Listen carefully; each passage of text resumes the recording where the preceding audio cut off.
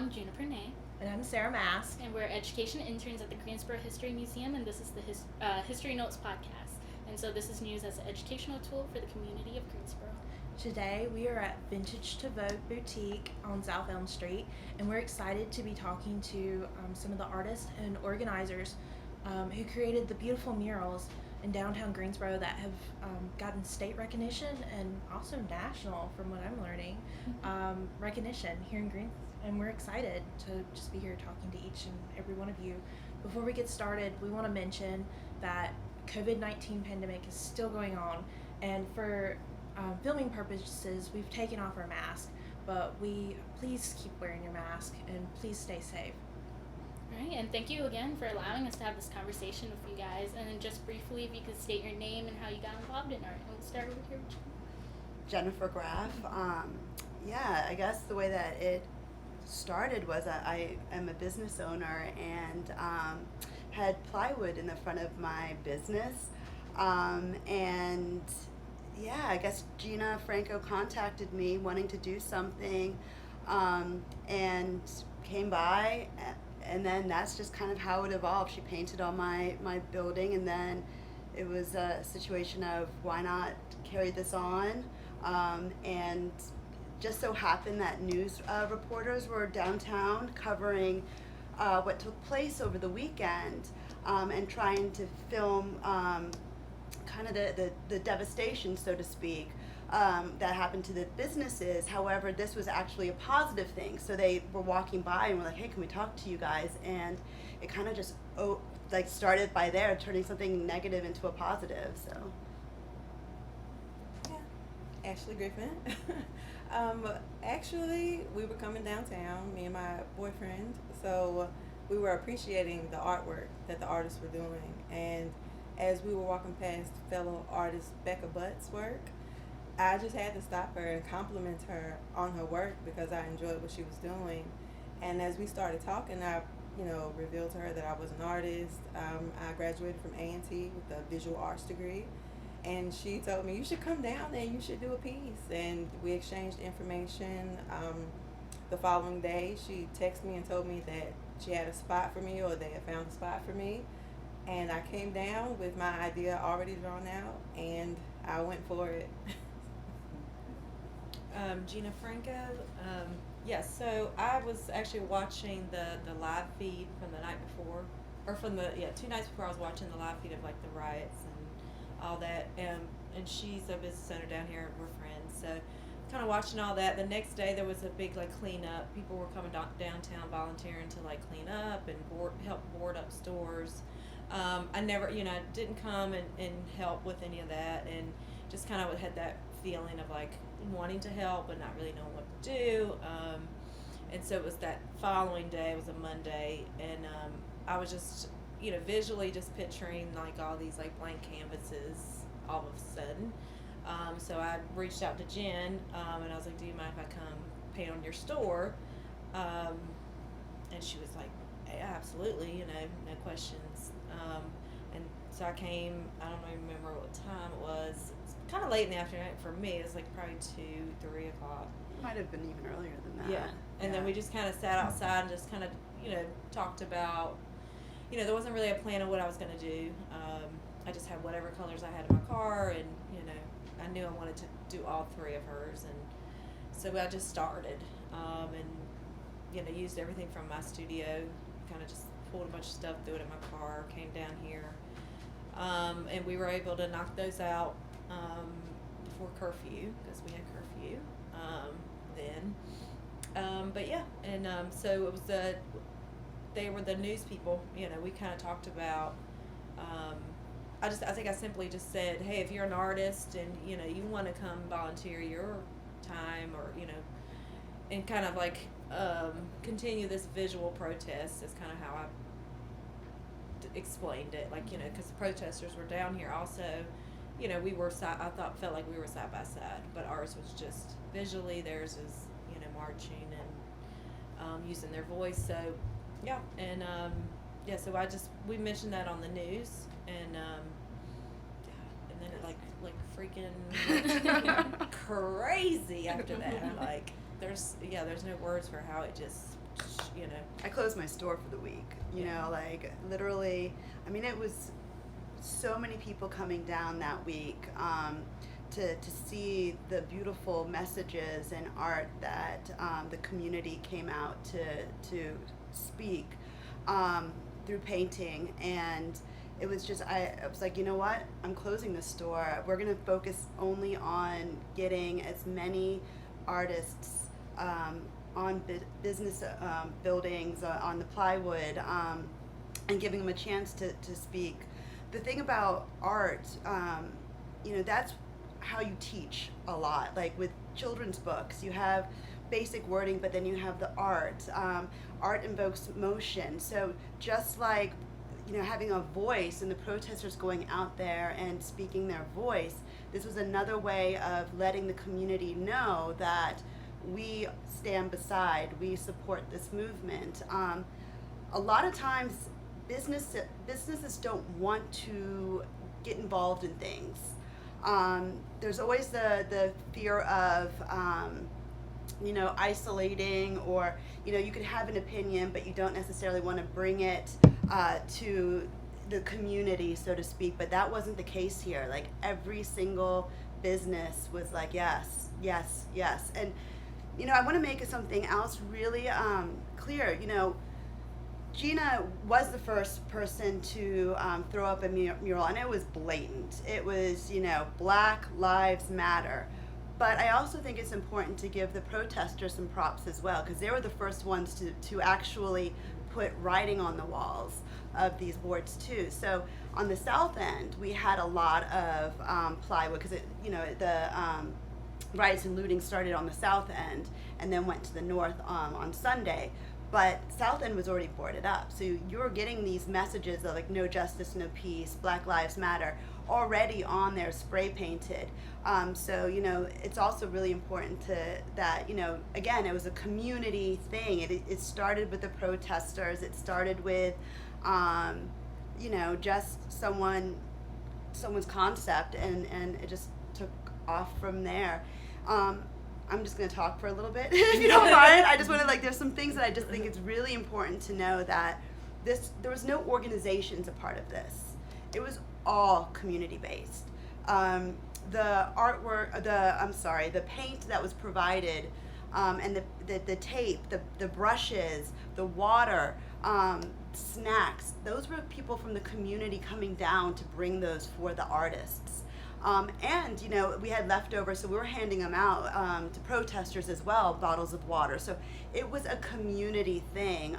Some people said, what's the name of the project? We're like, it doesn't have a name, because if you have a name, it takes away from what it truly is. It's individual voices that are all coming together for one cause. So I think that's really important to mention. So.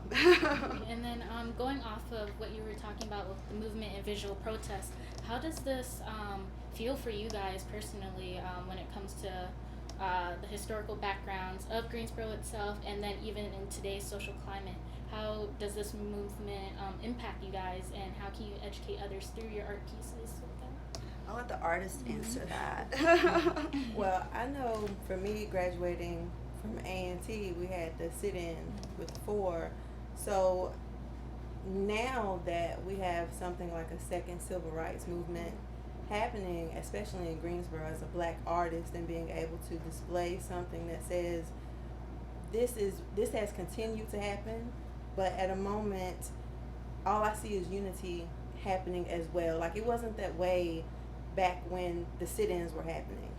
You know, now we have more people of different backgrounds, different races. I mean, you go to different countries and they're protesting for this as well. So it's like, as an artist, yes, I'm visual, so I can sit back and I can see the ideas come to me, and fellow artists about how we're coming together and growing as a community. And I think that has been what's most important, especially for myself as a Black artist, because being a Black artist is a little harder. But the fact that in this moment so much backing has happened for the Black community, and coming together for something like a second civil rights movement, if you want to call it that, has been grand. Like, I mean, it's nothing, I've experienced nothing like this my life ever.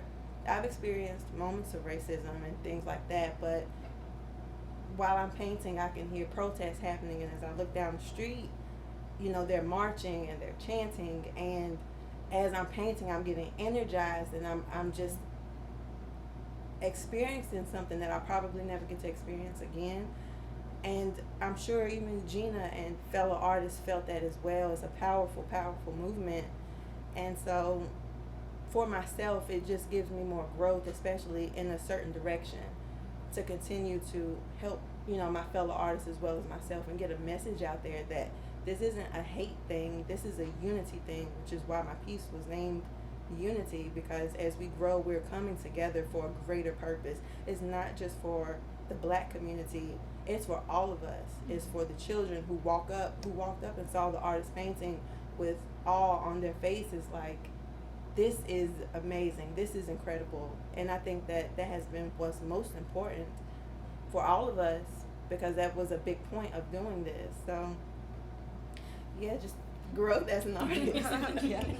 Yeah, incredible is a good word. I mean, the experience was incredible. It was, like I said, I don't think it's anything I'm ever going to experience again. I don't think that you can't duplicate it. You know, you can't recreate that moment.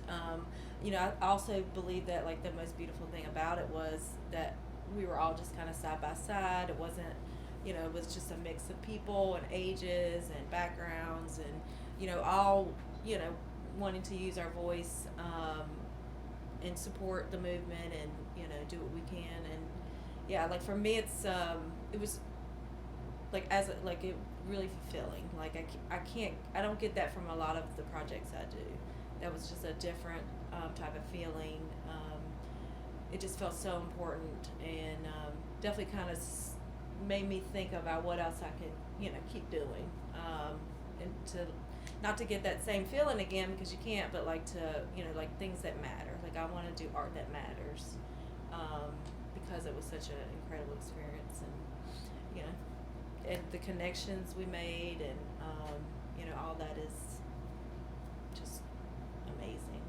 Like, yeah, I agree. Another really interesting thing that happened through this project is, you mentioned the conversations, but also sitting back and just watching people walk by, and I saw people cry over art, which art is emotional. Art evokes these types of things, and I saw people cry. I saw parents educating their children why their names mattered, you know, and these are people that you need to know, and things need to change. So it was one of those situations where, I mean, even talking about it gives me goosebumps. It really does. Like, I mean, I don't think I cried as much as I did that week of just, I live downtown too, so I'm walking out and just sitting back, and you know, and it wasn't just, you know, artwork that we were involved in. There were other businesses had people come in. There was other people that were coming out. It just it was like wildfire, you know, and it was just such a emotional week. Like, I mean, tears of joy, and like, Yeah. and now I have a new friend, Yeah. and like, I have so many other like business owners that we sat on the steps and, you know, just talked, that I've never spoken with before, and sharing stories, and of different cultures, and of different age groups, of you know, just, it was just a beautiful thing, you know, it really was. And the only reason I think that it was able to carry on the way it was the community's passion, and not having borders on how to move forward. You know, some business owners would say, oh, I want this, I want that. Then we're like, you know, you cannot say to an artist how to use their voice, especially if they're not getting commissioned. This is their way of sharing their voice to the community, and sharing their vision to the community. Like, and so it was like so organic, and our favorite word, grassroots, but it Yeah. was Yeah. it was just, and you know, I don't think that another community would be able to do that because of red tape, because of like having to get approvals or what have you. This wasn't that. It was just go, go, you know. And we had over 100 murals downtown, which is crazy. You know, that's 100 stories, 100 people's voices, over 100. You know, and then it was 100 ways of educating children, and not only children, adults. You know, and so. I'm sorry, I could go on forever. It just gives me, like, it was just such a amazing moment for, I think, all of us in different ways, and but also in the same way, and it all came down to unity. So, yeah. Going off of education, what is the importance of educating ourselves to be more open-minded and acceptable beings, especially when it comes to our future generations? Like, what would you guys like to see in the future, or if you were to create a new future, what would you like to be added to it? I feel I can go on forever, so I'm just gonna let again. What I would like to see in the future, which I think is currently happening, I mean, as we deal with issues of racism during this current time, I see children, you know, rejecting that idea. And especially doing something like this in Greensboro, there were so many people walking up and down the street just seeing the work and educating their children.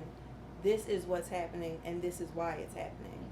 And, you know, whatever white parents want to say to their children, this is something that is good. This is something that matters as a whole for all of us. Because racism is something that is passed down. We all know that. But there are children and people who reject that idea, and it takes seeing things like this, you know, especially for kids, to be like, you know, I want to be a part of this. I want to be a part of that unity. I want to be a part of something good and great that makes us good people. And so when there was a kid while I was painting who walked up and his mouth was just dropped, and his parents were with him, and he just looked up and down at my piece, and he was just like, do you see this? This is amazing. And for me, I mean, it was a highlight for me, because in that moment, the excitement in his eyes, I know it's going to go further. Whether he decides to draw something himself and educate his fellow friends and things like that, I think it makes a difference. So the future that I want to see happen is us coming together to educate each other and the youth on how to become better people. Like, that's nonstop. If we leave this world tomorrow, what would we have left behind? You know, ideas, artwork, and as artists, things that we have said to people and the community, and somehow it's going to reach someone, and it may change their perspective. And that's the best part about being an artist, is being able to let someone receive a message their own way. Your message that you were trying to display may be a part of it, but everyone's going to take it and perceive it their own way. And if it's something good or great or better that motivates them, then you have left something great for them to pass down. So I think that that's the most important part of educating the youth and us growing together for something so much more better than what we will be leaving behind. So. I agree. No. What she said. No, I think just exposing kids to art is very important. I did work for the school system for a lot of years, and there definitely is not a very big importance of art. Like, it's not a big deal. They do some little bit of art, like as an elective, but overall, you know, they don't have a whole lot of exposure to art. So I think that is the one thing that we were able to do is, like, here we just put it all in their face, like, exposing them to artists, art in general. I'm also thinking, like, museums and galleries. There's no question that there's not a very good representation, there's a lack of representation from colored people, women, other minorities. And here I feel like we've kind of did the opposite. We, exposed to, like, there's artists of all colors, so I think that was very important to see. Like, if somebody saw her painting and it's like, oh, I can be a painter when I grow up. I think I didn't start doing art till I was like 28 or something.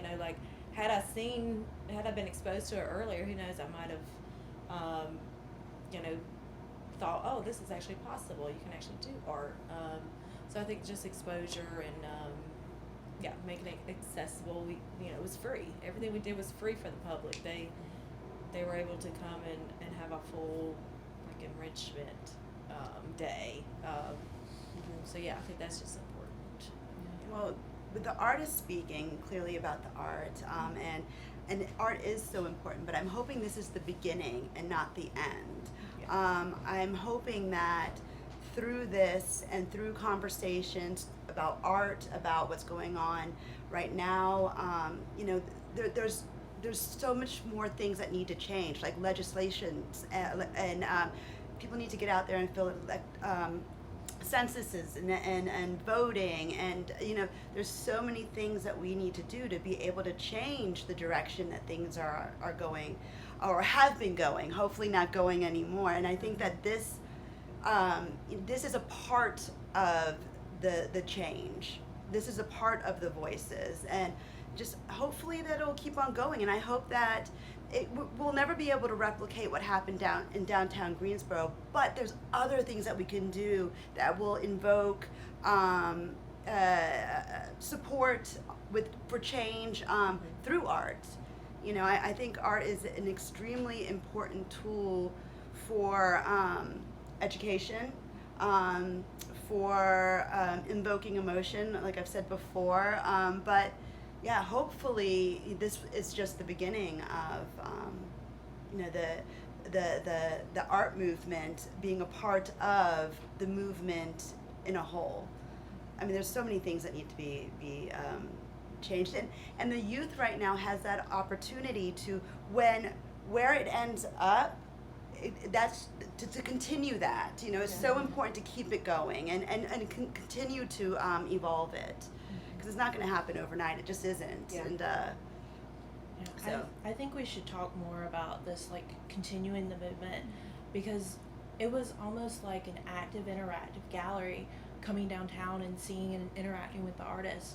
Now that a lot of the plywood is down and they're going into museums or they're going into schools, how would you start the conversation if you had a child coming through and say a parent wanted to have a conversation about Black Lives Matter and what's happening, but like how would you want them to start with your art or get from it?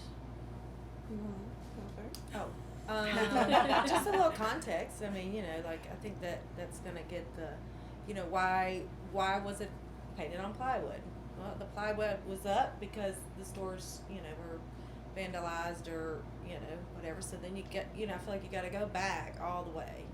You got to go all back to the climate of that week and what was going on, and then you can't leave any of that out because it didn't just magically appear on plywood. There's a reason why the stores were boarded up, but there is also a reason why they were boarded up. So I mean, I feel like I feel like you can't get around not talking about. If you're looking at the piece, there's no way you can just jump in and say, well, what is this message that you have to go back and talk about the whole thing as well. If I had to say something about my piece and being able to start a conversation, so I painted a brown person, a black person, and a white person, because not all white people are racist, not all black people are against white people, not all black people are against brown people, and it's a circle of falsehood, if that's a word, that is what's happening. So when parents have to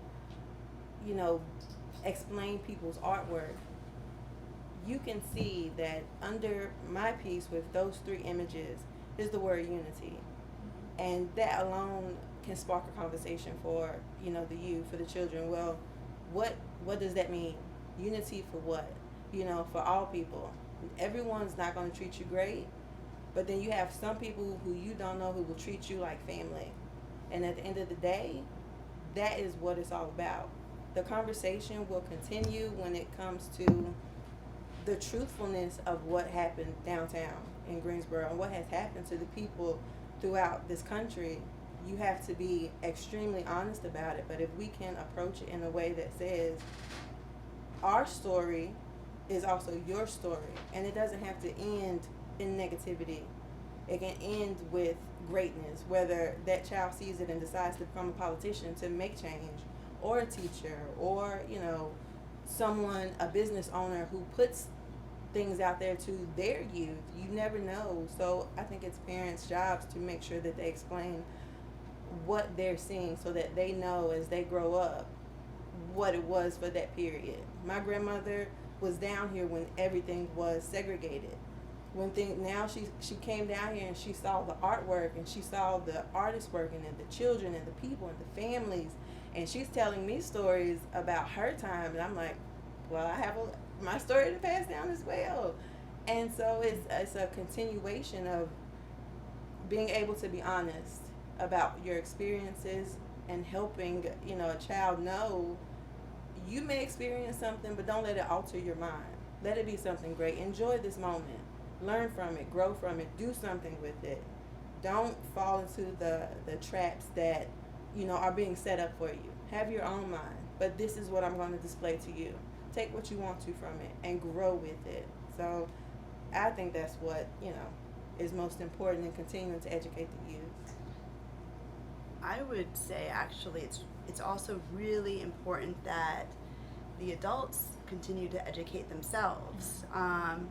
You know, through this process with the movement, you know, I knew some, but you don't learn a lot in school about Black history. You might learn about Martin Luther King. You know, you learn that there was slavery. You know, you don't really delve deep into it. And I think that it's important for the adults to do their education as well. You know, there's James Baldwin is one of my, I was put on to him and like blew my mind listening to him, and I've like listened to him several times over, and I grew from that. You know, I didn't truly for myself understand white privilege. Like my mom, I'm first generation American. My mom's British, but of course I have white skin. I've never had to worry about getting denied an apartment just because of the color of my skin, or have to question the motives of someone because of the color of my skin, or did I get the job or did I not get the job because of the color of, you know. So I think that it's really important that the adults continue to educate themselves too, to trickle that down to the kids, and have a true understanding like of American history when it comes to people of color, when it comes down to like slavery has been going on for a very long time, a lot longer than people even, like Christopher Columbus time, like, you know, there were slaves coming over, and you know, there's so much to learn, and I mean, I'm in my infancy stage of learning, I'm sure, but I think that is really important that we continue to listen. That's another thing that I've learned is, you know, I'm saying what I can do to better, you know, myself and what adults can do, but I also think it's really important to hear what people of color are saying and just sit back and listen, you know, and then you'll kind of get an idea of what really needs. I can't sit there and tell you or you know, or someone else what Black Lives Matter, Black lives need to do, that color people of color need to do. You can't do that, you know. Like I can't say. I can observe, but I can't say. I can't speak for someone. All I can do is, you know, just continue to try to grow as much as possible and try to, you know, listen as I talk. But, you know, I think that's really important. Well, we've sadly come to the end of this. We've had a great conversation, and I've learned a lot from each and every one of you. So thank you for allowing us to do this, Gina, Ashley, Jennifer. Thank you. All right, and then for more information, you can visit us at the greensborohistory.org website, and then scroll over to the Discover and Learn tab for the podcast. Yes, and thank you, Jennifer Graf, for letting us use your Vintage to Vogue. Please come and check it out, and also Save the Arts for filming for us. Please keep listening to the History Notes podcast. That we have more episodes coming your way.